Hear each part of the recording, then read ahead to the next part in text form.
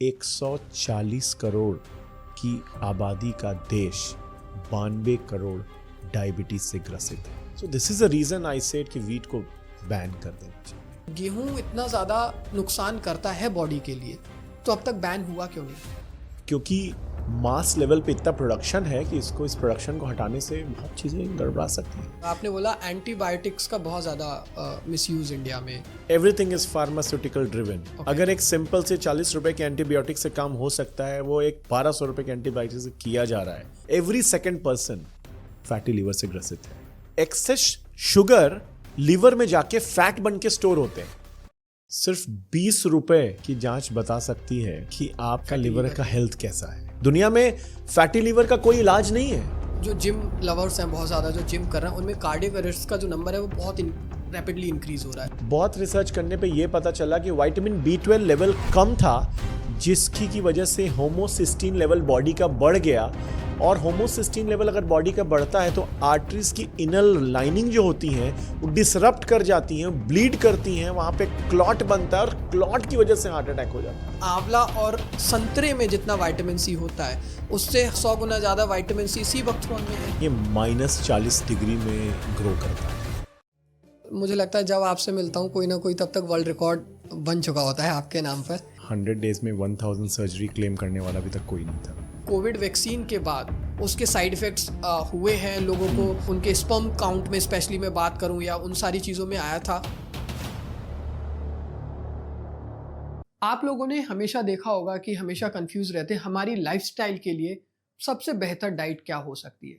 आज के टाइम पर आप देख रहे हैं जो लोग जिम जा रहे हैं या जो बहुत ज़्यादा यंग है, जो 30s से 40s के बीच में, उनमें कार्डियक अरेस्ट की चीज़ें बहुत ज़्यादा बढ़ गई है। कार्डियक अरेस्ट जैसी प्रॉब्लम्स बहुत तेज़ी से बढ़ रही है, बहुत जल्दी उनको हार्ट अटैक आ रहे हैं। इसका मेन कॉज क्या है, मेन रीज़न क्या है, और सबसे इंपॉर्टेंट उससे बचा कैसे जा सकता है। आज के हमारे स्पेशल गेस्ट हैं डॉक्टर यश पांडे, जो कि गिनीज वर्ल्ड रिकॉर्ड में, एशियन बुक्स ऑफ रिकॉर्ड्स में, लंदन बुक्स ऑफ रिकॉर्ड्स में उनके नाम दर्ज हैं। किस बात के लिए? कि उन्होंने सबसे कम टाइम में 100 डेज में 1000 प्लस सर्जरीज की हुई है।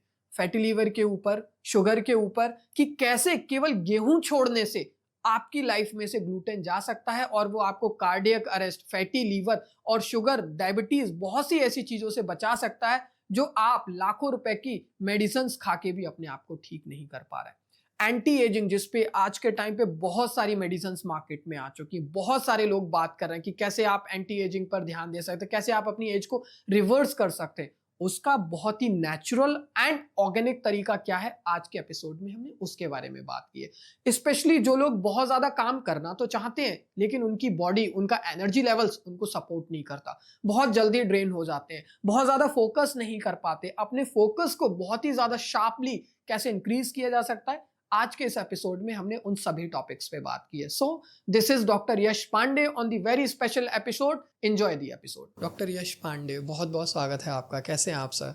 Thank you, I am good, how are you? I am very good. मैं तो, मुझे लगता है जब आपसे मिलता हूँ कोई ना कोई तब तक वर्ल्ड रिकॉर्ड बन चुका होता है आपके नाम पर। सो जब मैंने रिसर्च किया तो मुझे सबसे पहले टाइम्स ऑफ इंडिया का एक आर्टिकल मिला, तो मतलब इतने कम टाइम में आपने 100 दिन में 1000 से ज़्यादा सर्जरी। तो सर पहला थॉट मेरे दिमाग में ये आया उसको जब मैं पढ़ रहा था, प्लान्ड था मतलब कि मुझे डेली अपना शेड्यूल, वो कैसे पॉसिबल किया कॉन्स्टेंटली 100 दिन तक? सो पहला target was like Guinness world record. Okay. Surgery जल्दी करनी है। फिर इट हैपेंड कि कितना ज़्यादा करना है। ओके। सो ये कोई प्लान नहीं था। एक डेटा था, उस डेटा को मैंने London book of world record में डाला, Asian book of world record में डाला, और आई गॉट टू नो कि 100 डेज में 1000 सर्जरी क्लेम करने वाला अभी तक कोई नहीं था। So and it was registered. This is, बस हो गया, कुछ एक्स्ट्रा एफर्ट नहीं, कुछ ऐसा थॉट प्रोसेस नहीं। सर जो तो father of the laparoscopic surgery, मतलब आपने बताया कि उन्होंने सबसे कम टाइम में 9 मिनट 11 सेकंड में उन्होंने सर्जरी की थी, आपने उसको ब्रेक करके, unlikely it is in under 8 minute 31 seconds में किया था हमने। सर आपको पता था उससे पहले आपने प्लान करके कि नहीं मुझे इसको ब्रेक करना है? नहीं, बिल्कुल भी नहीं, ऐसा बिल्कुल नहीं हुआ था। It happened actually, you know what, practice can make you perfect at every level. और सर्जरी एक आर्ट है, सिर्फ खूबसूरत करने का तरीका होना चाहिए. एक बेस्ट सर्जरी तभी होती है जब इट इज़ अ ब्लडलेस. सो पहले इनिशियली लैप्रोस्कोपिक सर्जरी हुई, फिर आई वेंट मोर डीपर, फिर मैंने मिनिमल एक्सेस सर्जरी किया. लाइक पहले जो सर्जरी 4 सेंटीमीटर में थी, अब उसको 1.5 सेंटीमीटर में करने की कोशिश की, and it happened more beautifully, more aesthetically correct. फिर I encountered many young females who are yet to be married. उनको एक बीमारी हो गई, ठीक है, गॉल ब्लैडर में स्टोन हो गया, अपेंडिक्स हो गया, या लाइक एनी ओवरी में कुछ प्रॉब्लम हो गई, फाइब्रॉइड यूट्रस हो गया. सो उनकी एक प्रॉब्लम थी कि यार डॉक्टर साहब अगर सर्जरी होगी तो मेरे पेट पे स्कार मार्क आएगा, even if it is a 1 centimetre, even if it is a 5 mm आएगा. So I again worked on my skill, और मुझे लगा कि why not zero mark surgery. Like surgery के पहले फ़ोटो ले लो पेट की, और सर्जरी के बाद you can not, even I can not make out the surgery has been performed. So we entered through a natural orifice. मतलब कोई पर्सन देखकर ये नहीं बता सकता कि इस पेट की या यहाँ पर सर्जरी हुई है. Yes, can be done. सिर्फ एक 15 mm पोर्ट से, 15 और 20 mm पोर्ट से, अम्बिलिकल पोर्ट से हम लोग अगर सर्जरी परफॉर्म करते हैं और उसको ऐसे एस्थेटिकली रिपेयर कर देते हैं कि even I can not make it out कि यहाँ पे सर्जरी परफॉर्म हुई है.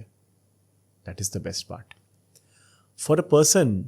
ये एक मार्क इज़ वेरी मॉडल, और जिनको बहुत से इंडस्ट्री में, बॉलीवुड इंडस्ट्री में जाते हैं, they are very much into it कि पेट पे 0.5 mm का भी, आई मीन 5 mm का भी कोई मार्क ना हो, 0.5 सेंटीमीटर का मार्क ना हो, और ये बहुत एप्रीहेंशन का मैटर है उनके लिए. So this is the best part, that natural orifice के थ्रू हम लोग सर्जरी परफॉर्म करें, उसको एस्थेटिकली ऐसा डेवलप कर दें और ऐसी सर्जरी को कंप्लीट करें, सूचर मार्क ऐसा क्लियर रखें कि post surgery you can not make out कि सर्जरी हुई है and stone are out. If I talk about the gall bladder surgery, can be possible. Sir पहले कुछ लिमिटेड, मतलब इवन मैं स्पेशली बात करूं, इंडिया में बहुत सारे, even all over world wide बहुत सारे डॉक्टर्स हैं, राइट. उनके दिमाग में, जैसे आपने बोला कि लोगों ने जब इनपुट दिया क्यों ये ज़ीरो मार्क सर्जरी हम नहीं कर सकते, तो कहीं ना कहीं वो एक इनोवेटिव थॉट प्रोसेस था कि should I enhance my skill. नहीं कर सकते थे ऐसा कहीं नहीं है. वही मैं कह रहा हूँ, उन लोगों ने सोचा ही नहीं सोचा. अच्छा. But it's a matter of skill, it is a matter of practice, it is a matter of consistency. Right. और ये एक थॉट प्रोसेस आया, उस थॉट प्रोसेस के अगेंस्ट में एक वर्किंग हुई, वर्किंग से एक सल्यूशन दिखने लगा, सल्यूशन पे काम शुरू हुआ, काम शुरू के बाद कुछ पेशेंट्स पे एग्जीक्यूशन हुआ, एग्जीक्यूशन के बाद ब्यूटीफुल रिजल्ट आया, and now it is a boom. तो मतलब मुझे लगता है आज के टाइम पे अगर कोई भी बॉलीवुड सेलिब्रिटी, स्पेशली उनका तो या एंकर फेस का ही काम होता है या पूरी बॉडी का, they approached you, so like they can get it done in a very easily. Yes, why not? Actually, एक I cannot take the name on public profile, but ऐसा हुआ था. मैं वही पूछने वाला था कि अब तक मतलब इसके बाद किसी ने अप्रोच तो जरूर किया. Very prominent face I have operated. क्या बात है. And it was merely a gallbladder surgery. Okay. वो एक मतलब लीड मॉडल. Okay. और she wanted that कि ये एक प्रॉब्लम तो है, it has to be executed and eliminated from the body. Solution क्या है? I gave an option of zero mark surgery, ZMS. Okay. And trust me, I took 45 minutes to perform that. जो कि मुझे normal laparoscopy करने में 10 minute लगता है, 10 से 15 मिनट मैक्सिमम. और the gallbladder along with the stone has been removed beautifully without leaving any mark on the body. Now nobody can make कि she has been operated for a gallbladder, that too without mark. Sir आज तक ऐसी कोई surgery हुई है जिसमें आपको nervousness हुई हो? Challenges बहुत आते हैं, but सबकी end result is completion. So when you are competent on your vision और अपने subject को लेके thorough हो, so I don't think there will be a challenge. और every damn case is a challenge. अगर आप ऐसे सोचो तो हर एक केस एक नया लेसन दे के जाता है. मोर और लेस उस चैलेंज को फेस करने का आपकी बॉडी का थ्रेशोल्ड बढ़ जाता है. It's very clear. Like you can give, ठीक है, आप एक बहुत छोटा सा टास्क मुझे दो, सो पहले दिन मुझे लगा कि ये टास्क बहुत बड़ा है। उसी काम को अगर आप बार बार करोगे वो आपके लिए एक न्यू नॉर्मल बन जाएगा। और अगर आप न्यू नॉर्मल के साथ मल्टीपल चीज़ें करते रहोगे ना तो your body threshold will accept like ठीक है ये अब मेरे लिए नॉर्मल सा है। चैलेंज एक्सेप्ट करना ही एक नॉर्मल बात है। So I don't think anything is challengeable in the field of medicine until and unless you are thorough on your thought process and consistent on your work.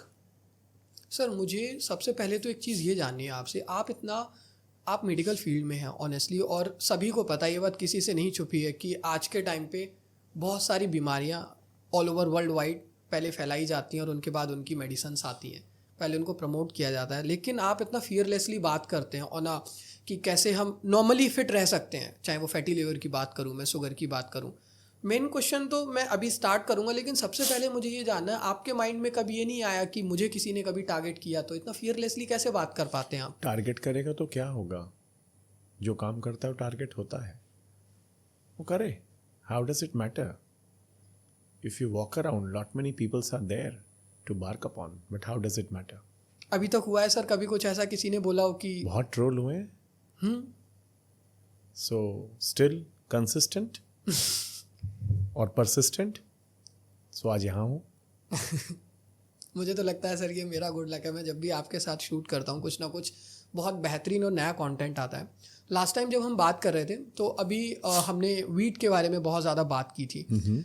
सबसे पहला तो sir question कि मतलब उस समय पर लोगों ने इतना अपोज किया, पहले आपने डायरेक्टली बोला कि गेहूं को तो बैन कर देना चाहिए, बट स्टिल आज के टाइम पे अब लोगों को जब समझ में आ रहा है, फॉरेन स्टडीज़ इतनी ज़्यादा आ रही हैं, लोग मिलेट्स को कंज्यूम कर रहे हैं, ज्वार बाजरा रागी, इन सारी चीज़ों को जो आप ऑलरेडी इतने टाइम से लोगों को अपील कर रहे हैं।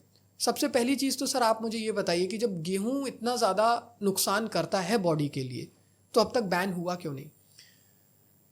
यू नो व्हाट, गेहूं का अल्टीमेट रिजल्ट कहाँ पे जाके एंड अप होता है? एंड रिजल्ट क्या है उसका पता है? नहीं sir. The culprit is sugar. Okay. And I still say that sugar is a new poison. Sugar is a new poison. Yes. मैंने क्यों ऐसा बोला कि ज्वार बाजरा मक्का रागी की रोटी खानी चाहिए और वीट को अवॉइड करना चाहिए?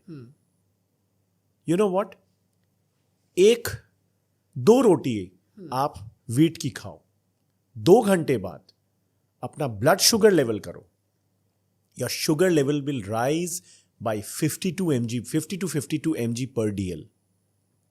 2 रोटी बाजरे की खाओ, 2 घंटे बाद शुगर कराओ, 28 mg पर DL का शुगर राइज होगा। 2 रोटी ज्वार की खाओ, 2 घंटे बाद शुगर राइज को चेक करो, 32 mg पर DL का शुगर राइज होगा। 2 रोटी मक्का की खाओ, 2 घंटे बाद शुगर राइज चेक करो बॉडी का, it will be 31 mg per DL। That's a near approx figures. आप देख रहे हो कि क्या हम ये जो 2 रोटी ज्वार बाजरा मक्का रागी और या वीट की खा रहे हैं, हमारा शुगर राइज क्या हो रहा है? शुगर कहां पे जाके रुक रहा है? Just double the normal.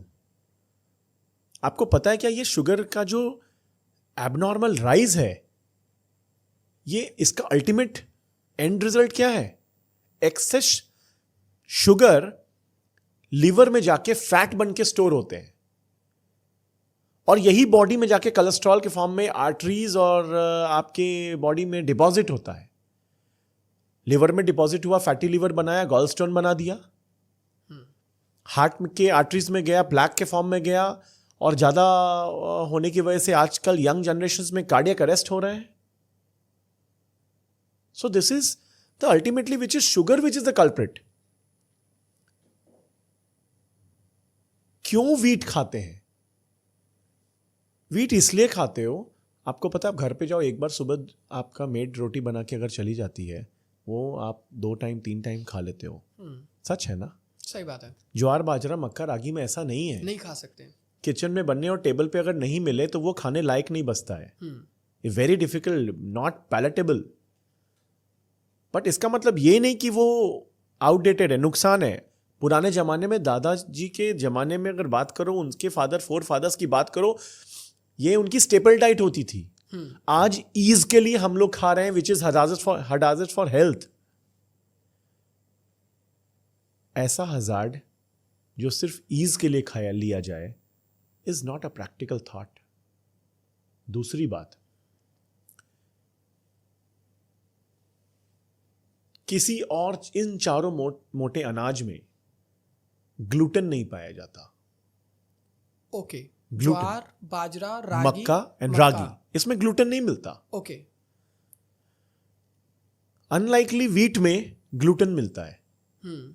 मेरे पास ऐसे बहुत से पेशेंट्स आते हैं ये कहते हुए, सर मैं तो कुछ भी नहीं करता, I don't smoke, I don't take a tea, normal time पे खाना खाता हूं, सब कुछ नॉर्मल लाइफस्टाइल है, मेरी कोई बुरी आदत नहीं है, फिर भी गैस बना रहता है. ऑल रिपोर्ट्स नॉर्मल, सब कुछ नॉर्मल है, फिर भी ब्लॉटेड फील होता है, पेट भरा भरा लगता है, खाना पचता नहीं है, भूख लगती नहीं है. ये कॉमन कंप्लेन है आज के डेट में. सिर्फ एक बदलाव उनकी जिंदगी में मैंने देखा. मैंने एक व्हीट विड्रॉ करने को कहा. व्हीट विड्रॉ करने से ग्लूटेन एलर्जी जो सब ऑप्टिमल लेवल पे परसिस्ट उनके बॉडी में करती है, they are out of its own problem. So I don't say, देखो मुझे ग्लूटेन एलर्जी नहीं है, I take wheat so I don't have problem.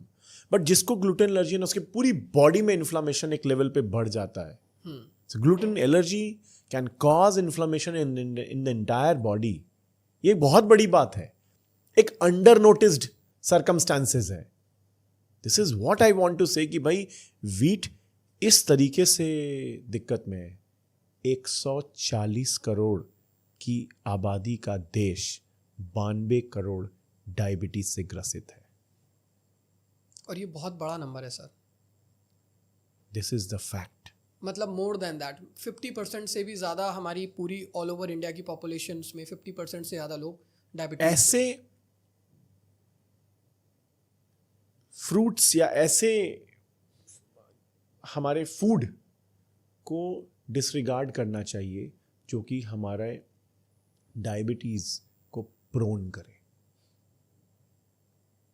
So this is the reason I said कि व्हीट को बैन कर देना चाहिए.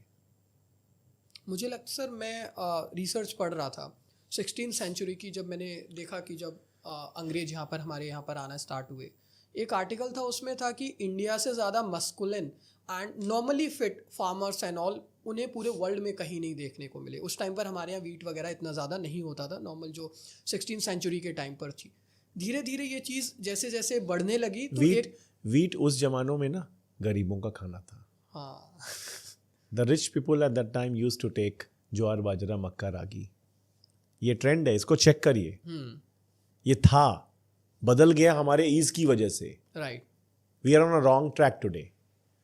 बट क्योंकि मास लेवल पे इतना प्रोडक्शन है कि इस प्रोडक्शन को हटाने से बहुत चीज़ें गड़बड़ा सकती हैं. सो इस वजह से ये है. बट आप देख लो, the elite class or या educated class are refraining from the wheat and are coming back to ज्वार, बाजरा, मक्का, रागी, जिसको हम लोग हिंदी में मोटा अनाज कहते हैं. लेकिन सर बाहर की अब सेम कंपनीज वो हमको वही चीज रीसेल कर रही हैं पैकेजिंग में. यस ऑफ कोर्स कर रही हैं.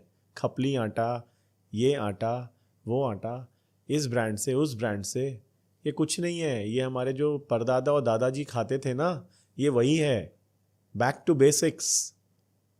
Sir I have one more question. आपने कहा कि जिन लोगों को ग्लूटेन एनर्जी नहीं है, क्या ये पॉसिबल है कि मेरी बॉडी में भी ग्लूटेन एनर्जी हो बट वो इतनी मिनिमल लेवल पर हो कि मुझे फील ना होती हो? क्या आपको हमेशा ब्लॉटेड महसूस आप करते हो? क्या आपको भूख नहीं लगती है? क्या आप अपने वेट से ओवरवेट हो?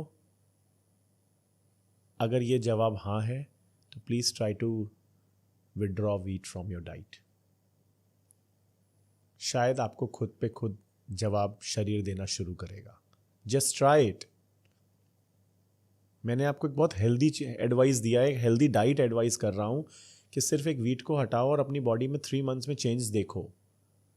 जिसको ग्लूटेन, जैसे मुझे ग्लूटेन एलर्जी नहीं है, I don't have any problem in having wheat roti. ठीक है, दैट्स फाइन. बट हाँ, क्या इस फैक्ट को हम डिनाई कर सकते हैं कि हम 2 रोटी खाते हैं तो sugar rise as compare to other ज्वार, बाजरा, मक्का, रागी, क्या शुगर राइज मेरा ज़्यादा हो रहा है? क्या वो डैमेज नहीं कर रहा है? कुछ शायद कर रहा है. Though my pancreas are doing well, I don't fall in the category of diabetes, तो ठीक है, दैट तब तक तो सही है. If you are diabetic, if you are in a category की ठीक है आपको लाइक फैटी लीवर है, तो cut all the thing which has high sugar content, that is all. Right. So this is a very एक ये calculative analysis है अब, और ये वही कर सकता है जो अपने बॉडी के प्रति बहुत जागरूक होगा. सो वीट का विड्रॉल, वीट को हटाना एक कंट्रोवर्शियल टॉपिक आज के डे पे बन चुका है. लगातार 2 से 3 दशक तक ये किंग था, वो किंग आज एक कंट्रोवर्सी का अड्डा बन गया है. कई लोग इसके खिलाफ हैं, कई लोग इसके साथ हैं. बट अगर मुझे लगता है कि इसका सब्स्टिट्यूट या इसका काउंटर पार्ट, या रादर इसका बेटर काउंटर पार्ट की बात करें, और ये सब जानते हैं ज्वार बाजरा मक्का रागी तो खराब नहीं है ना, चेंज करके देखो, डेफिनेटली फायदा होगा. और सर कहीं ना कहीं यही रीजन बनता है आगे जाके फैटी लीवर का. फैटी लीवर का कारण सिर्फ और सिर्फ एक्सेस शुगर है, केवल शुगर. यू नो व्हाट, अगर मे बी इस बिल्डिंग में अगर 100 लोग होंगे ना, स्कैन करो, 50% जनता जो है ना fatty, every second person fatty liver से ग्रसित है. उसमें से 5% को पता है और 95% को पता नहीं. सर आपको लगता है देख के हमारा फैटी लीवर होगा या नहीं होगा? How do I know this? There are certain test. Okay. सिर्फ 20 रुपए की जांच बता सकती है कि आप का लिवर का हेल्थ कैसा है. ओके. कौन सा टेस्ट गो कराना हेड विद चाहिए, SGOT एंड SGPT. ओके. या मे बी 700-800 रुपए लगा के एक अल्ट्रासाउंड करा लो, तो you can very well get to know कि ठीक है मुझे फैटी लिवर है कि नहीं है. सर आज के टाइम पे आप देख ही रहे हैं बहुत ज़्यादा, मुझे 2 चीज़ें जाननी है. एक तो जो जिम लवर्स हैं बहुत ज़्यादा जो जिम कर रहे हैं, उनमें कार्डियक अरेस्ट का जो नंबर है वो बहुत रैपिडली इंक्रीज हो रहा है. Yes. राइट. कुछ ऐसे टेस्ट सबसे पहले मैं चाहूँगा जो आप उनको रिकमेंड करें. Absolutely correct. I will come down to this point. 2 कारण बनते हैं. मैं आपको 2 एनालिसिस आज दूंगा. ठीक है. एक, जिसको फैटी लीवर है ना, वैसे पेशेंट का अगर लिपिड प्रोफाइल आप चेक कराओ, मोस्टली गड़बड़ आने वाला है. आई मीन ट्राइग्लिसराइड बढ़ा रहेगा, कोलेस्ट्रॉल बढ़ा रहेगा. हम लोग एक प्रेडिक्शन करते हैं जिसका SGOT और SGPT बढ़ा हुआ है, वैसे पेशेंट को विद इन 10 ईयर्स अगर वो करेक्टिव मेजर्स टाइमली नहीं लेता है तो उसको हार्ट अटैक की संभावना बहुत बढ़ गई है. ठीक. रीजन फॉर दैट इज कि वो एक्स्ट्रा शुगर फैट में कन्वर्ट हो जाता है, फैट लिवर में स्टोर करता है. लिवर में स्टोर करता है तो क्या होता है, सेल्स के अराउंड फैट और आ जाता है, इंसुलिन रेजिस्टेंस डेवलप कर जाता है. डायबिटिक में पेशेंट का डायबिटीज होकर डायबिटिक पेशेंट डिक्लेयर हो जाता है. एक्स्ट्रा फैट क्या करता है, इस आर्टरीज में, हार्ट की आर्टरीज में या बॉडी के वेसल्स में डिपॉजिट होना शुरू हो जाता है. जैसे ही डिपॉजिट होता है आर्टरीज हार्डेंड होती हैं, फर्दर प्लैक फॉर्म होता है और सडन ब्लॉक करके हार्ट अटैक हो जाता है. This is the basic fundamental theory.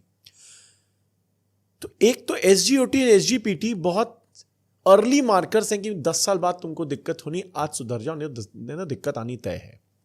दूसरा, लिपोप्रोटीन A और एपोप्रोटीन B, ये भी एक लिपिड प्रोफाइल मार्कर्स हैं.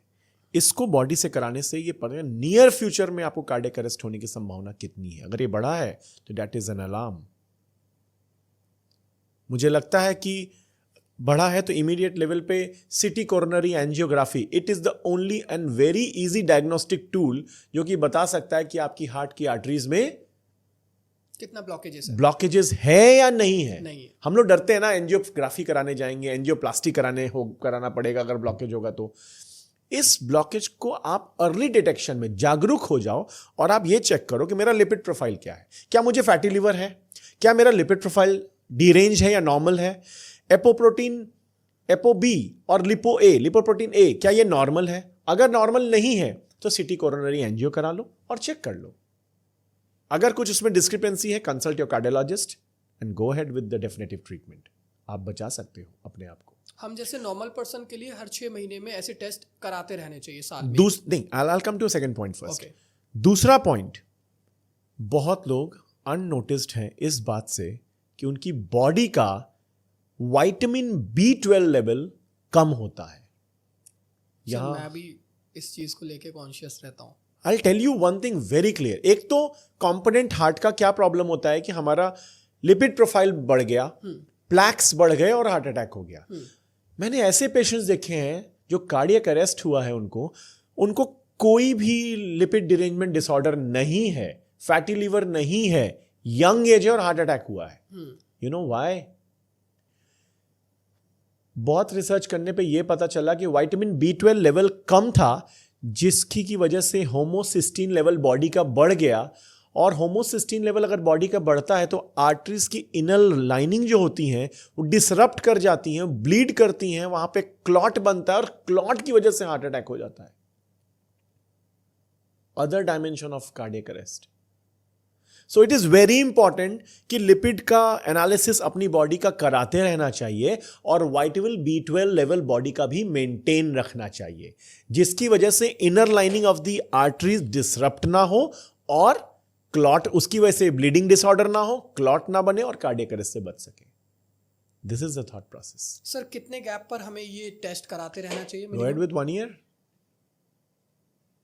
1 year सफिशिएंट. एक साल में एक बार तो अपने आप को विटामिन B12 लेवल और LFT और अपना लिवर का हेल्थ चेक करो लिपिड प्रोफाइल के साथ.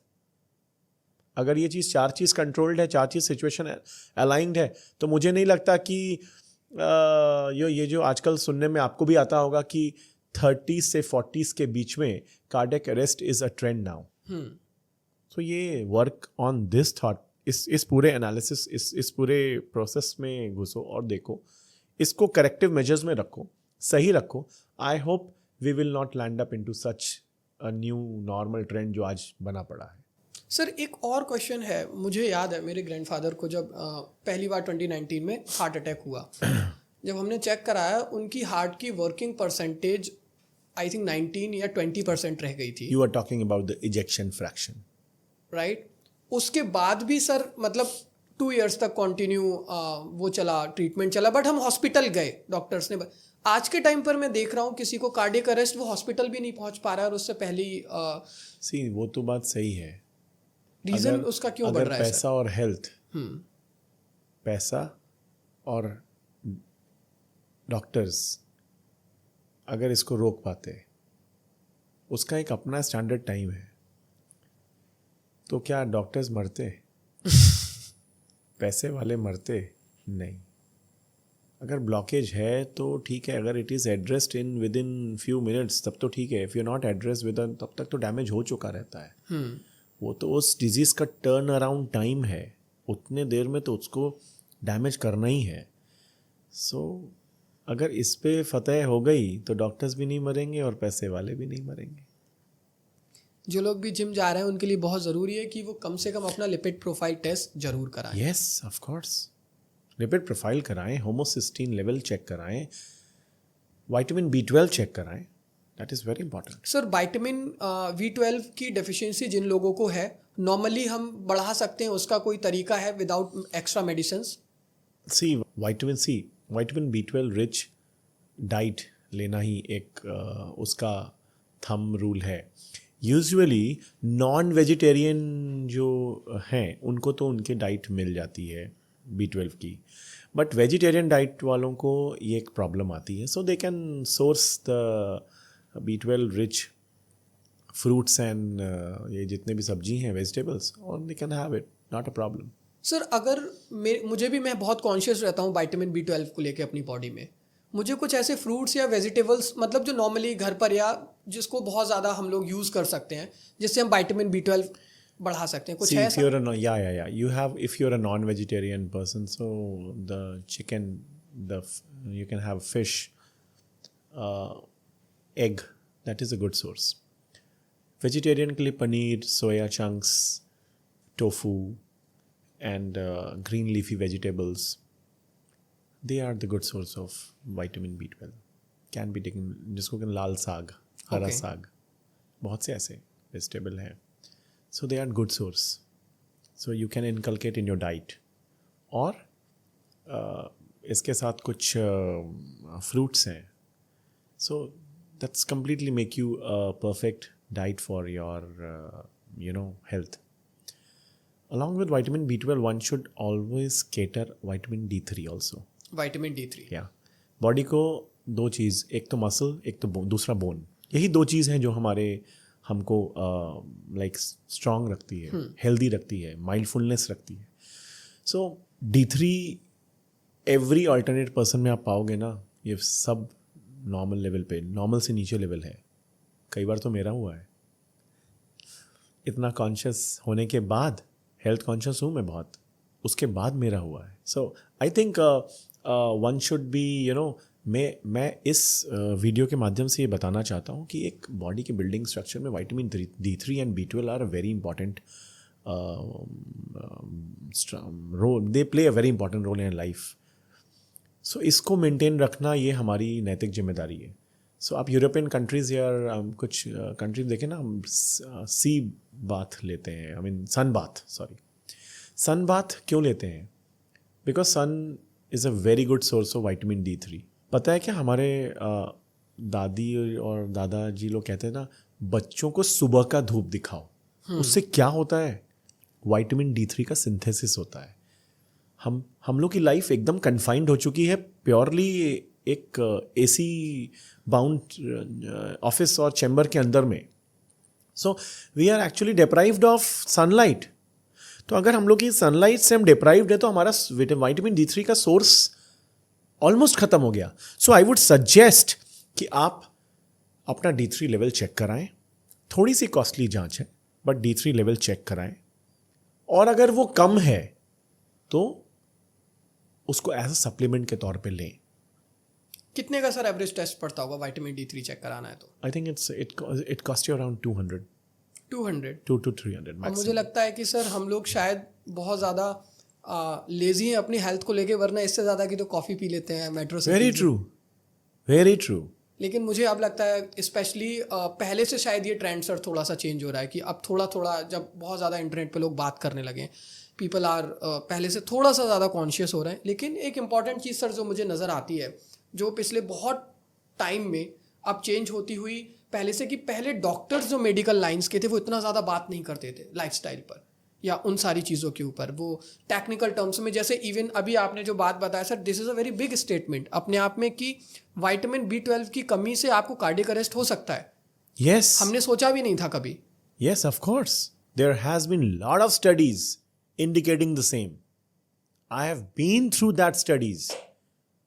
ये एक डॉक्यूमेंटेड रिजल्ट है, एक डॉक्यूमेंटेड एनालिसिस का रिजल्ट है कि विटामिन B12 की कमी की वजह से होमोसिस्टीन बढ़ा है. होमोसिस्टीन बढ़ने के कारण आर्टरीज की लाइनिंग डिसरप्ट हुई है, ब्लीड हुई है, कोगुलेट हुई है, प्लैक फॉर्म हुआ है और कार्डियक अरेस्ट हुआ है. ये एकदम डॉक्यूमेंटेड है. You can Google it, you will find many sites which are stating कि इस पे एक एनालिसिस हुई है, उस एनालिसिस के रिजल्ट डिक्लेयर्ड हैं, they are worldwide spread. आप देख सकते हैं. मुझे लगता है सर आपको देखकर एक ये पर्सनल चीज़ मेरे माइंड में भी थी कि आप डेटा को लेके बहुत ज़्यादा कॉन्शियस रहते हैं, स्टडीज़ को लेके. मुझे ऐसा क्यों फील हो रहा है कि ओवर द टाइम कि आप इतनी सारी सर्जरीज एंड ऑल इतना डीपली कर रहे हैं कि आप खुद की अपनी कोई स्टडी रजिस्टर्ड होनी चाहिए इन फ्यूचर, या आप उस पर कुछ लिख रहे हैं अभी? I have my studies. मेरी 19 national publications हैं Okay. और 21 international publications हैं, and they are all on like the very different topics. So you can always. Sir आप Google. मुझे कुछ उनके बारे में थोड़ा सा ब्रीफ करिए ताकि ऑडियंस भी उसको अगर चेक करना चाहे कि. I think ये बहुत लीक के आउट हो गया, but still I tell you, मैंने कोलाजन पे बहुत स्टडी किया है, मैंने गॉलस्टोन पे बहुत स्टडी किया है, मैंने होमोसिस्टीन पे स्टडी किया है. ओके. सो आपसे जो ये वेसल की जो बात हो रही थी, प्लैक बनता है, इसमें मेरा एक स्टडी है और ऑलरेडी पब्लिश्ड स्टडीज़ हैं, अप्रूव्ड स्टडीज़ हैं. So these are many thing. I worked on single prophylactic shot of antibiotic की एंटीबायोटिक का जो मिसयूज़ ऑल ओवर इंडिया हो रहा है, उस पर मेरी रिसर्च है और वो एक पब्लिश्ड आर्टिकल के फॉर्म में है आज के डेट में. So the surgeries can be done with a single prophylactic antibiotic shot और एक cost saving thought process के साथ मैंने इसको किया था. And there are lot many still actually मेरे 5 से 6 studies अभी भी ongoing हैं. ओके सर, वो किस टॉपिक्स पे आप कर रहे हो? Let me complete that. एक बार publish होने के बाद मैं उसको disclose करूँगा. लेकिन सर आपने एक छोटा सा बस 5 मिनट का मैं आप पे इस पे रिव्यू चाहूँगा. आपने बोला एंटीबायोटिक्स का बहुत ज़्यादा मिसयूज इंडिया में हो रहा है. Exactly. Everything is pharmaceutical driven. अगर एक सिंपल से 40 रुपए के एंटीबायोटिक से काम हो सकता है, वो एक 1200 रुपए के एंटीबायोटिक से किया जा रहा है. Because the entire show has been dragged towards pharmaceutical industry. They have hold the pens of doctors. कुछ लोग एथिक्स के अगेंस्ट में नहीं करते हैं, कुछ अंडर प्रिविलेज लोग करते भी हैं. So this is something very controversy and I really don't want to get into it. लेकिन सर हालांकि ये भी एक थोड़ा सा कंट्रोवर्शियल टॉपिक है, क्योंकि कोविड वैक्सीन के बाद अभी बहुत ज़्यादा बीच में ट्रेंड किया है कि उस वैक्सीन को, इवन मैंने भी खुद उसके 2 डोज लिए हैं, उसके साइड इफ़ेक्ट्स हुए हैं लोगों को. उनके स्पर्म काउंट में स्पेशली मैं बात करूं या उन सारी चीज़ों में आया था बहुत ज़्यादा मार्केट में, एंड उसके हार्ट अटैक्स में भी बहुत ज़्यादा रोल है. It is true? या I have a certain thought on this question. देखिए ये बात कोई भी एक नई जब भी वैक्सीन लॉन्च होती है तो उसके पीछे 10 साल का स्टडी होता है. ऐसे ही मार्केट में नहीं आती. कोविड पूरी दुनिया के लिए एक अनएक्सपेक्टेड स्टोरी थी, राइट, और एक नेवर एंडेड ऑप्शन था. कुछ कर ही नहीं सब. सो हमारी गवर्नमेंट ने बहुत ही ट्रिमेंडस जॉब किया कि इतने कम टाइम में इतनी बड़ी जनता को इम्यूनाइज किया ताकि एक इमीडिएट डैमेज कंट्रोल को रोका जा सके. I worked 58 days in ICU, level 3 ICU when there was COVID widespread. मैंने खुद काम किया, मैंने खुद वैक्सीन ली थी. अब कुछ परकशन आ रहे हैं उसके कि यंगस्टर्स में हार्ट अटैक क्या कोविड का कारण था, क्या यंगस्टर्स में हार्ट अटैक क्या कोविड के वैक्सीन का कारण था. ऐसे बहुत सवाल खड़े हो रहे हैं. वैक्सीन का काम क्या है पता है क्या? वैक्सीन का काम होता है आपके बॉडी के अंदर में एक वैसा ही लाइव वायरस डाल दो और बॉडी उसके अगेंस्ट में एक नेचुरल इम्यूनिटी क्रिएट करे, और इसको करने से हम लोग उस बीमारी को लेके इम्यूनाइज हो जाएं. यही एक थॉट प्रोसेस के साथ गवर्नमेंट ने हमारे किया था. उसके बहुत से नेगेटिव और बहुत से पॉजिटिव परकशन आए. ये सच है कि कोविड वैक्सीन ने बहुत से लोगों की जान बचाई है, और उसको लेके आजकल लोग ये बात करते हैं कि कोविड वैक्सीन लिया है इसलिए हम आज हार्ट अटैक के लिए प्रोन हो गए या मुझे हार्ट अटैक हो गया. इस पे बहुत से स्टडीज अभी चल रही हैं. ये बहुत जल्दी होगा आज के डेट में डिक्लेयर करना कि कोविड की वैक्सीन कल्प्रिट थी या कुछ और. That's a big question. But उस टाइम जो डिसीजन लिया गया एक बहुत कम स्पैन ऑफ टाइम में, that was a commendable decision taken by the entire world. ये कोई भारत का अकेला डिसीजन नहीं था, ये दुनिया का डिसीजन था. इवन सर अभी जब हम कार्डियक अरेस्ट की बात करते हैं, मतलब इवन जब हम हार्ट अटैक्स की बात करते हैं, तो जब हम रिसर्च में जाते हैं अब तो बहुत सारे ऑप्शंस अवेलेबल हैं. जैसे हमारे अभी इवन हम जब आपसे बात कर रहे थे बिहाइंड द सीन्स, आपने बोला कि अमरूद को तो इतना ज़्यादा गुआवा को अंडररेट किया गया है कि उसमें इतनी अच्छी क्वांटिटी में विटामिन सी होता है जो हमारे लिए कितना ज़्यादा हेल्पफुल है. सही बोला मैंने. सर मुझे लगता है हर फ्रूट को ना इंडिया में, मतलब जिसकी ज़्यादा हमें सेल करनी होती है उसको टारगेट करके प्रमोट किया जाता है. No I will tell you, जो दिखता है वो बिकता है. आधा कटा संतरे की मार्केटिंग कितनी हाइप है पता है? हर फ्रूट जूस के उस पर एक सुंदर सा आधा कटा संतरा दिखता है, कीनू माल्टा दिखता है. यू नो व्हाट, हम लोग उसको क्यों अच्छा एट्रीब्यूट करते हैं? क्योंकि उसमें एक विटामिन सी होता है. आपको पता है एक संतरा में या एक मौसम्बी में या एक कीनू या एक माल्टा में जितना विटामिन सी होता है, एक अमरूद में, एक गुआवा में 4 संतरे के बराबर जितना विटामिन सी है उतना अकेले इसमें होता है. बट आपको एक बात बताऊं, संतरा और अमरूद को अगर कंपेयर करूं, संतरे में जितना शुगर होता है ना, उससे कहीं ज्यादा कम शुगर अमरूद में होता है. So it is always better. एक तो शुगर कम और विटामिन सी ज़्यादा. विटामिन सी एक बहुत बड़ा रोल प्ले करता है हार्ट के लिए. एक बहुत स्टडी थी बट वो दब गई स्टडी, अदरवाइज स्टैटिन की इंडस्ट्री हिल जाती. स्टैटिन एक अगेन रोजुवास्टैटिन, एटोरवास्टैटिन एक ड्रग है जिसकी वजह से हमारा कोलेस्ट्रॉल कम करने के लिए वो खाई जाती है. High quantity of vitamin C in body dissolves the plaque, dissolves the cholesterol, dissolves the triglyceride. अगर हम नेचुरल फॉर्म में 2 अमरूद रोज खाएं, ये कहीं ज़्यादा अच्छा है दवा खाने से. और that is a cardio protective as well. ये 2 अमरूद रोज खाना आपका हार्ट अटैक भी बचाएगा और एंटी एजिंग में भी हेल्प करेगा. बिल्कुल, विटामिन सी अगेन. लेकिन ये बात भी सर क्या बिल्कुल सही है कि मैं पढ़ रहा था कि आंवला और संतरे में जितना विटामिन सी होता है उससे 100 गुना 100 गुना ज़्यादा विटामिन सी बकथॉर्न में है. Yes, the new trend sea buckthorn. So sea buckthorn is a fruit. इसके बारे में मैं बताऊं, ये -40 डिग्री में ग्रो करता है. ओके. ये एक ऐसा इकलौता फल है जो कि रशियन स्पेस एजेंसी इसको स्पेस में भेजती है अपने एस्ट्रोनॉट्स के साथ. Sea buckthorn. Yes. You know what, 100x ज्यादा पावरफुल एंटीऑक्सीडेंट और vitamins, omega 3, omega 6, omega 9 and the most rare omega that is omega 7, ये नेचुरल फॉर्म में पाया जाता है.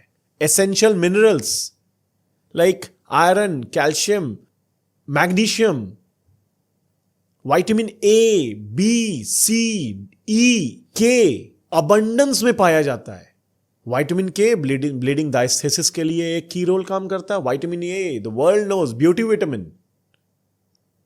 बॉलीवुड इंडस्ट्री विटामिन ई के इर्द गिर्द है.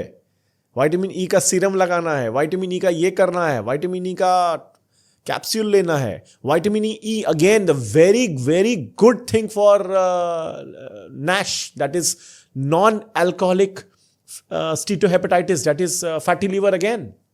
दुनिया में फैटी लीवर का कोई इलाज नहीं है. कोई नहीं, कोई दवा आज तक नहीं बताई है. कोई एक डॉक्टर डॉक्यूमेंट नहीं कर सकता कि फैटी लीवर के लिए ये गोली ले लो, खा लो, बिल्कुल ठीक हो जाएगा. सिर्फ एक विटामिन ई और ब्लैक कॉफी विदाउट शुगर, यही 2 नेचुरल चीज है लिवर को ठीक करने के लिए और weight loss. And talk about sea buckthorn, इससे ज्यादा पावरफुल एंटीऑक्सीडेंट है ही नहीं for heart health. It dissolves the cholesterol, it dissolves the plaque, healthy heart के लिए रिस्पॉन्सिबल है. स्किन में इनर लाइनिंग और ऑक्सीडेटिव स्ट्रेस को कम करता है. विटामिन सी हार्ट के लिए बहुत फायदा है. ओमेगा 7 फैटी एसिड अल्टीमेट है स्किन के लिए. Omega 3, 6, 9 they work wonders for health. पर एक प्रॉब्लम है उसके साथ, बहुत कड़वा है वो. हाँ. So I found a very good derivative. मैंने कहा यार मैं अपनी बात को कैसे कंट्रोवर्सी करूं, मीठा कैसे करूं इसको. तो मैं शुगर के साथ तो लेना नहीं था यार, because I myself till I am alive I will say sugar is a new poison. It was a poison, it is a poison, it will remain as a poison. Sugar कैसे इसमें add करूं मीठा करने के लिए. सो मैंने क्या किया कि नेचुरल हनी बी लिया, the crystalline honey bee, natural Honey, उसको 1 चम्मच मिक्स किया और that was like very it taste very good. 1 दिन में 2 चम्मच 1 गिलास पानी में सी बकथॉर्न डाल के आप पियो, आपकी एनर्जी लेवल दिन भर की हाई रहेगी. I am a workaholic. I start my work at 6:30 a.m. in the morning and end at around 11 or 12 at night. So that's 18 hours a job. Energy level जो 6 बजे है ना, वो रात को 10 बजे भी वही मेंटेन रहेगी. So that is sea buckthorn. Can you imagine कि कितने लेवल का रिसर्च हुआ होगा रशियन स्पेस एजेंसी को, एस्ट्रोनॉट्स को ये फ्रूट भेजने के लिए. You know what, they have declared this fruit under super fruit category. C buckthorn. Yes. And इसकी सबसे ज्यादा क्वांटिटी होता भी इंडिया में ही है, Ladakh -40 degree. -40 degree. So and very easy यार, मॉर्निंग में आओ, एक ब्रेकफास्ट करो, ब्रेकफास्ट के बाद 2 चम्मच सीबकथॉर्न पानी में घोलो, हनी डालो, पी जाओ, वेरी गुड टेस्ट। लेकिन सर ऐसा क्यों बोला जाता है कि जो प्रेग्नेंट लेडीज हैं, जब मैं ये मतलब रिसर्च कर रहा था इसके बारे में, इंटरनेट पे पढ़ रहा था, उनको विदाउट डॉक्टर कंसल्टेशन क्या वो कंज्यूम कर सकती हैं? प्रेग्नेंट लेडीज हैज उनके लिए ना ड्रग बहुत सी चीज़ें कंस्ट्रेंट है, यही नहीं बहुत सी चीज़ें कंस्ट्रेंट है। लाइक एंटीबायोटिक की पॉलिसी है, उनको मल्टीपल भाई बेबी का इफेक्ट क्या होगा, so that is a part of thing which has yet to be evaluated, और मुझे उस पर और एनालिसिस करना पड़ेगा। एक्चुअली मेरा एक रिसर्च चल रहा है सीबकथॉर्न पे, I think I will be able to finish within a month और सो, और मैं इसको पब्लिश करना हो, ये 3 महीने से मैं इस पर स्टडी कर रहा हूँ और पब्लिश कर रहा हूँ, बट जो अभी तक फैक्ट्स और फिगर्स है that is wonders, wonders I am telling. Sir अगर आपको 5 ऐसे कोई सुपर फूड्स या सुपर फ्रूट्स बताने हो जो हमें लेने ही चाहिए, I would suggest guava number 1. The next come apple. Further it is papaya. All the berries, blueberries, cranberries, sea buckthorn, raspberry. The berries are wonders. They look beautiful. They are healthy. And you can have some like melons and all. Okay क्या sea buckthorn sir सच में महंगा है? बहुत ज़्यादा लोग इस वजह से कंज्यूम नहीं करते हैं, इसकी मार्केटिंग इतनी ज़्यादा नहीं की गई है इसलिए? नहीं महंगा क्या यार, 10 रुपये 20 रुपये पर डे आपकी कॉस्टिंग आएगी, बस उतने की तो लोग एक सिगरेट फूंक देते हैं। ज़्यादा की सर, वो महंगी पड़ती है। जो पीते हैं उनका 10-20 से क्या होगा सर, वो फिर एक थोड़ी ना पियेंगे पूरा दिन में। So it is like that. So I think we should concentrate कि हमें अपने लाइफस्टाइल को बहुत हेल्दी रखना एक इम्पॉर्टेंट एस्पेक्ट है। सर आप इनको अगेन फिर वही चीज़ सुपर फ्रूट्स क्यों बोल रहे हैं अगेन? इसमें मतलब हमारी लाइफ के लिए और भी बहुत सारी पर्पस चीज़ें क्या हैं। है? शुगर ना बढ़े, सारे विटामिन्स और मिनरल्स और जितने भी ओमेगा 3, 6, 9, 7 फैटी एसिड्स हैं, जितने भी एंटीऑक्सीडेंट हैं, वो इंक्लूड हो जाए और हमारे बॉडी को नुकसान नहीं पहुंचाए। आप क्या ही चाहते हो?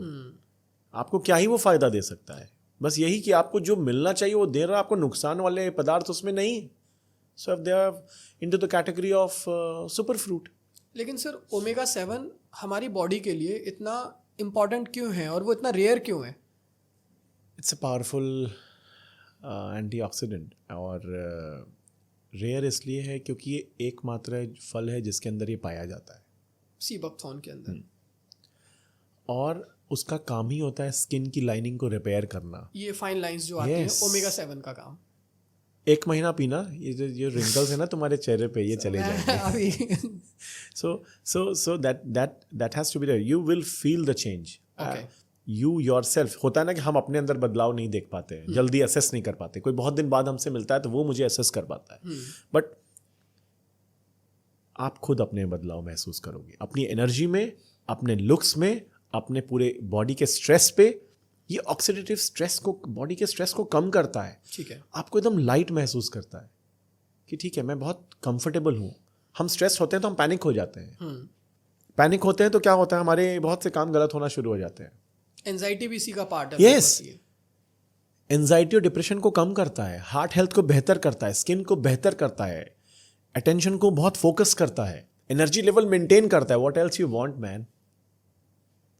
सर हमारा लास्ट टाइम बच्चे, इवन मैं देख रहा था, बहुत से लोग हैं आपसे जो जानना चाहते हैं, जो प्रिपेयर कर रहे हैं कि मतलब मुझे लगता है कि NEET is one of the toughest exam in India to crack that, and उनका बहुत से बच्चे, बहुत उन्हें लगता है वो होशियार हैं, प्रोडक्टिव हैं, बट उनका फोकस नहीं हो पा रहा है, वो कॉन्स्टेंटली बैठ के पढ़ नहीं पा रहे हैं। सी यार, इफ़ यू आर कंसिस्टेंट, मैंने उस समय भी यही कहा था, आज फिर कह रहा हूँ, किसी भी फील्ड ऑफ लाइफ में, किसी भी, क्या हो सकता है कि 1 बार हार सकते हो, 2 बार हार सकते हो। वॉरेन बफे ना 60 बार हारा था। रिटायरमेंट की एज पे उसने बिलियंस ऑफ डॉलर्स का एम्पायर खड़ा किया।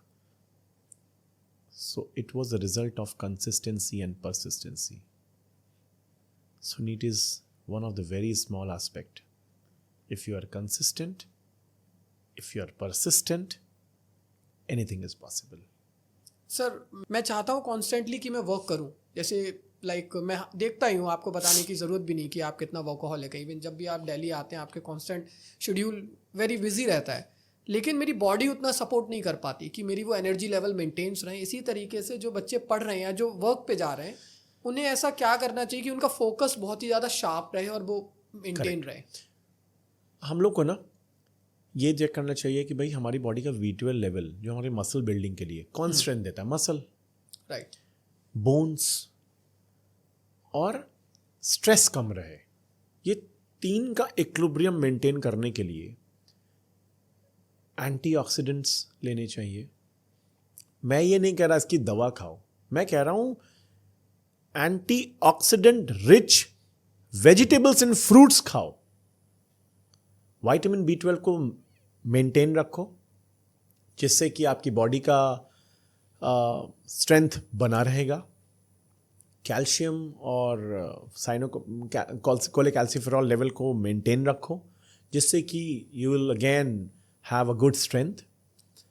और फिर स्ट्रेस को कम करने के लिए एंटीऑक्सीडेंट रिच फ्रूट्स लो।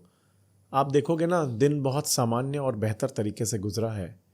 जो एक कुछ लोग बहुत पैनिक करते हैं, आप चेक करो सब कहीं ना कहीं डेफिशिएंट होंगे।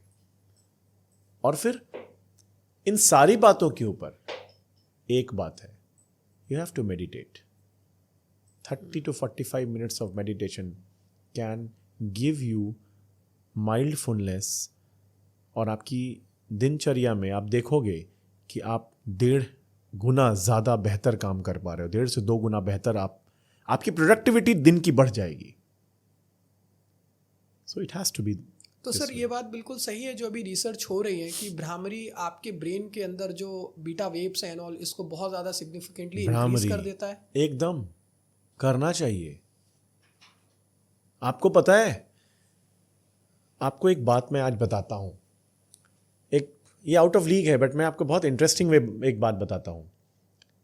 आंख बंद करके आप कलर को आइडेंटिफाई कर सकते हैं, बुक को कर सकते हैं, और ऐसा बहुत सी वीडियोस ऑनलाइन हैं। ये एक आर्ट है जिससे कि हम लोग अगर अपना थर्ड आई एक्टिवेट कर लें, उसके लिए बहुत स्ट्रांग मेडिटेशन की ज़रूरत पड़ती है। तो आंख बंद करके भी आप बता सकते हैं दिस इज़ रेड, ब्लू और येलो और वो कलर।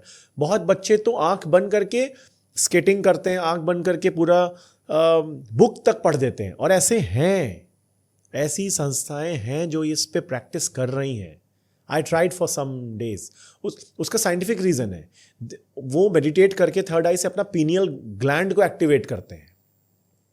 और एक होता है ना इंट्यूशन, सिक्स सेंस, ये पूरी दुनिया उसी पे इर्द गिर्द रोटेट कर रही है, पूरी दुनिया उसके इर्द गिर्द रोटेट कर रही है। और भ्रामरी करना या किसी भी तरह का कोई योगा और इस तरह का प्रयोग करना एक साइंटिफिक थॉट प्रोसेस है और ये सच है।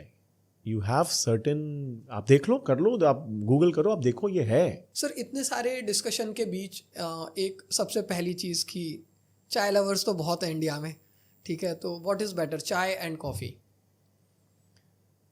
T is addictive. ये एक इनविटेशन है। बहुत ज़्यादा चाय पीना गैस्ट्राइटिस का, ओके, ब्लॉटिंग का। If you talk about coffee, rather the black coffee without sugar, that is very good for health. Okay. Tea is also good, उसमें antioxidant होते हैं, but green tea is good. Leaf tea is good. हमारे India में ना दूध में चाय पीने की आदत है. This is an invitation for a gastritis to come, and that is not good. Sir, for taking the like मतलब बहुत ज़्यादा अच्छे रिजल्ट्स के लिए अगर आप बताएं कि ब्लैक कॉफ़ी की टाइमिंग्स क्या होनी चाहिए, ब्लैक कॉफ़ी कैसे लेनी चाहिए? Post meal you can have black coffee. क्या क्या है ये हेल्प करेगा हमें हमारी हेल्थ के लिए? यू नो व्हाट, सबसे बड़ी हेल्प, ये लिवर का सबसे अच्छा दोस्त है। एक लौता दवाई है जो लिवर, जो नॉन अल्कोहलिक फैटी लिवर है, उसको सही कर सकता है। वंस और twice 2 cup a day is a normal dose for a person who is having a fatty liver. अगर पोस्ट मील 1 कप ब्लैक कॉफ़ी आपके फैटी लीवर को ठीक कर सकती है, रिड्यूस कर सकती है। लेकिन सर मैंने मतलब ऑनेस्टली बहुत कम ऐसे डॉक्टर्स है कि इवन मैं अगर आपकी बात करूं कि specially you are in a medical field, लेकिन बहुत कम आप ड्रग्स के बारे में बात करते हैं, चाहे किसी भी सोर्स के लिए मेडिकल चीज़ों की। You are always talking about the natural resources and how you can maintain your life. So do you want to deny this fact? नहीं सर, वही चीज़, ये थोड़ा सा मतलब So एक are you pharmaceutical driven? Are you biased? I don't think so.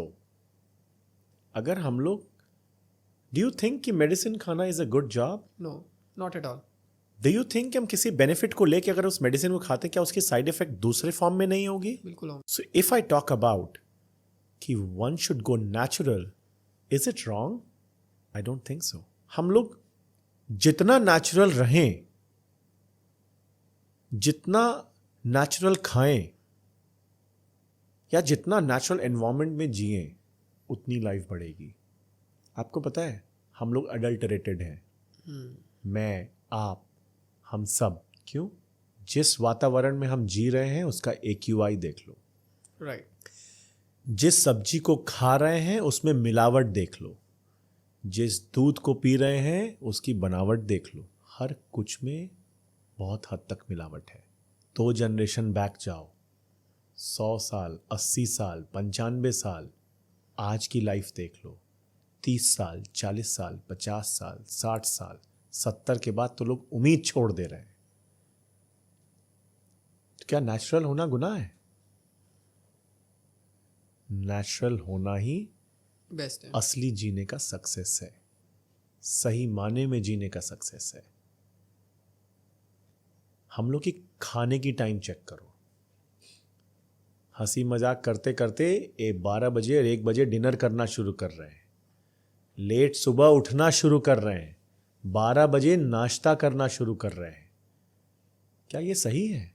3 generation 2 generation पहले जाओ, देखना उस वक्त सूरज के किरण के साथ लोग ब्रेकफास्ट करते थे, सूरज ढलने के पहले डिनर करते थे। तब भी वही सही था, आज भी वही सही है, भविष्य में वही सही रहेगा। 5000 साल का इतिहास है, 5 जनरेशन भी इसको ब्रेक नहीं कर पाएगी। यही सच है। कैसा लगा सर आपको आज का conversation? That was wonderful. And thank you so much for your time. I hope so कि हम नेक्स्ट के अपने क्वेश्चनर्स में सीरीज में हम और डिटेल में डिस्कशन करेंगे। And it is always a pleasure to having you on the show. Thank you so much. Thank you. Same here.